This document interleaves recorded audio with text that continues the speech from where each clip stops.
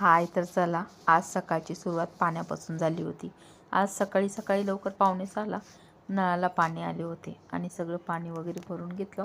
5 दिवसाला आमच्या इकडे पाणी येतं, म्हणून सगळे भांडे वगैरे बॅलर वगैरे सगळं भरून घेतलं. त्यानंतर पोर्च वगैरे धुवून घेतला, दारात पाणी वगैरे मारलं.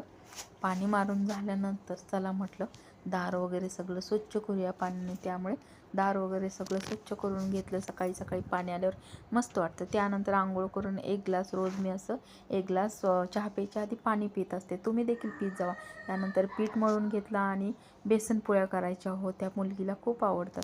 आणि नंतर बेसन पोळ्या करायला घेतलं. सगळं बेसन वगैरे मिक्स करून घेतलं आणि इकडे बाजूला एका गॅसवरती चहा देखील उकळायला ठेवला आणि एका गॅसवरती तवा देखील ठेवला चपाती करायला.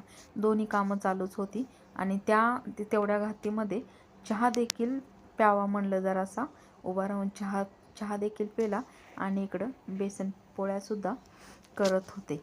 2-3 बेसन पोळ्या करून झाल्या. तर बेसन पोळ्या करून झाल्यानंतर तर देवपूजा राहिली होती. चला म्हटलं देवपूजा देखील करून घ्यावी. देवपूजा देखील करून घेतली. आज काय फुलं जास्त नव्हती, एकच होतं, ते देखील गणपतीला वाहिलं. त्यानंतर असं आज गुरुवार असल्यामुळे लेप देखील लावून घेतला उंबऱ्याला. त्यानंतर पूजा वगैरे सगळं करून घेतलं आणि आता राहिली होती बाकीची कामं, तीसुद्धा आवरूयात. चला मग.